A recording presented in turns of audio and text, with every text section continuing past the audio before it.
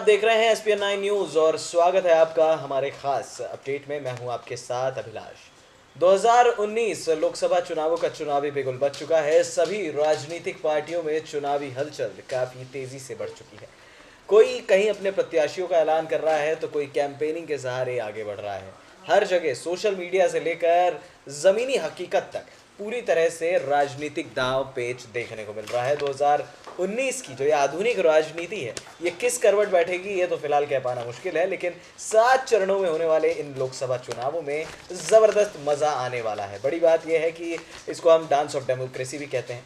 फिलहाल अगर आप देखें तो प्रधानमंत्री नरेंद्र मोदी की बीते शनिवार जो मैं भी चौकीदार जो कैंपेन थी, वो उस कैंपेन के अगेंस्ट अब एक और कैंपेन चलनी शुरू हो गई है और ये आवाज़ उठी है गुजरात के पाटीदार नेता हार्दिक पटेल की तरफ से। जी हाँ, हार्दिक पटेल ने सोशल मीडिया अकाउंट पर अपना जो ट्विटर अकाउंट जो चेंज किया है, उन्होंने बेरोज़गार हार्दिक पटेल नाम से अपना अकाउंट जो है बनवा लिया है और लाखों लोगों ने उनकी इस मुहिम के साथ जुड़ने का फैसला किया है। बता दें आपको कि चौकीदार चोर है कैंपेन शुरुआत की थी राहुल गांधी के नेतृत्व वाली कांग्रेस ने, और उसके बाद प्रधानमंत्री नरेंद्र मोदी के नेतृत्व में यहाँ पर मैं भी चौकीदार कैंपेन स्टार्ट हुई, जहाँ पर ज़्यादा से ज़्यादा लोग जुड़े। बीजेपी के कई कार्यकर्ताओं ने चौकीदार नाम से अपना वो शुरू किया। लेकिन अब हार्दिक पटेल ने बेरोजगार कैंपेन को एक नई हवा दे दी है। अब चौकीदार वर्सेस बेरोजगार होने तो वाला है। गुजरात की 26 लोकसभा सीटों का दंगल जीतेगा कौन, ये तो फिलहाल कह पाना मुश्किल है, लेकिन कांग्रेस पार्टी ज्वाइन करते ही हार्दिक पटेल के तेवर बदल चुके हैं। 25 साल के इस युवा नेता को लेकर अभी भी ये तय नहीं हो पा रहा है कि आखिर ये भारतीय जनता पार्टी को कितना नुकसान अपने गढ़ में पहुंचाएंगे, साथ ही बाकी जगह पहुंचाएंगे। फिलहाल अगर आप देखें तो बेरोजगार वर्सेस चौकीदार कैंपेन में एक बार फिर नई हवा दे दी है, राजनीति के नए गलियारों में एक हलचल मचा दी है। और जिस तरह की राजनीति हावी हो रही है, ये बात तो है कि यहाँ पर हार्दिक पटेल भी अब चुप नहीं बैठने वाले। जिस तरह से प्रियंका गांधी वाड्रा पहुंची हुई हैं बनारस, अभी 80 घाट से उनका एक भाषण भी आना है। वोट रैली जो है उनकी वो काफ़ी ज़्यादा कामयाब रही, लाखों लोग वहाँ पर जुड़े, तो कहीं ना कहीं बीजेपी को घेरने की तैयारी पूरी तरह से बन चुकी है। हालांकि भारतीय जनता पार्टी ने जिस तरह से साल 2014 में मोदी लहर पर एक तरफा जो है वोट हासिल किए थे, अब जो मामला है वो पूरी तरह से पलटता जा रहा है। धीरे धीरे एयर स्ट्राइक का मसला दबा और अब राजनीतिक हलचल इतनी ज़्यादा तेज़ हो चुकी है कि हर कोई अपने अपने तरीके से नई नई कैंपेन स्टार्ट कर रहा है। अभी थोड़ी देर पहले ये खबर आई थी कि प्रधानमंत्री नरेंद्र मोदी 500 जगहों पर वीडियो कॉन्फ्रेंस करेंगे और सभी की बातें सुनेंगे।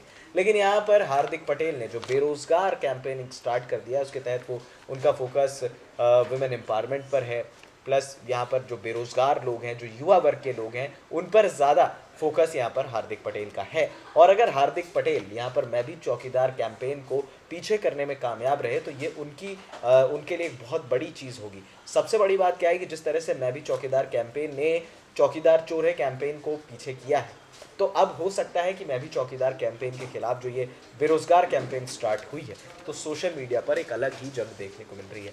भाई जिस तरह से देश का विकास होता है, आधुनिक युग है, सोशल मीडिया पर एक अलग तरह की राजनीति देखने को मिल रही है। सब अपनी तरफ से फैक्ट्स और फिगर पेश कर रहे हैं और यहाँ पर ये बात तो तय है कि इस बार के लोकसभा चुनाव में कोई किसी से कम नहीं पड़ना चाहता। हर कोई ये चाहता है कि यहाँ पर क्या बेहतर किया जाए और किस तरह से बेहतर विकास की योजना बनाई जाए, किस तरह से सीटों को जीतने की योजना बनाई जाए। 26 सीटों पर जो पाटीदार नेता का जो ये नया दाव है, वो गुजरात में मोदी और अमित शाह के गढ़ में उनको काफ़ी ज़्यादा नुकसान पहुंचा सकता है। हालांकि जिस तरह से प्रियंका गांधी वाड्रा ने शुरुआत की अपने अभियान की, अपनी रैलियों की, वो शुरुआत गुजरात से ही की थी उन्होंने, साबरमती आश्रम से, और उसके बाद धीरे धीरे लोगों का जो मन है वो पूरी तरह से बदलने लगा।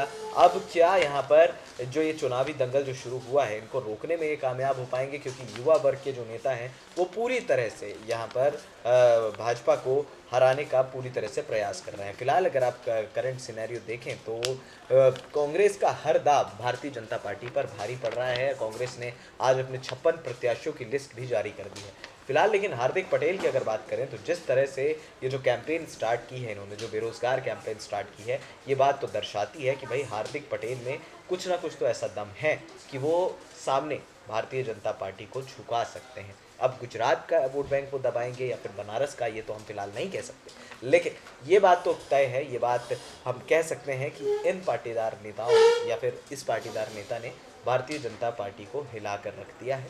भारतीय जनता पार्टी अभी भी सत्ते में है कि भैया हम अलग अलग कैंपेन चला रहे हैं और ये नई नई कैंपेनें जो हैं वो साझा करके हमको जो है वो नुकसान पहुंचा रहे हैं। अब देखना होगा कि किस तरह से हार्दिक पटेल की ये कैंपेन सक्सेसफुल होती है। फिलहाल इस खास अपडेट में इतना ही, हमें दे दीजिए इजाज़त और हाँ, हमारे चैनल SPN9 न्यूज़ को सब्सक्राइब करना मत भूलिएगा। नमस्कार।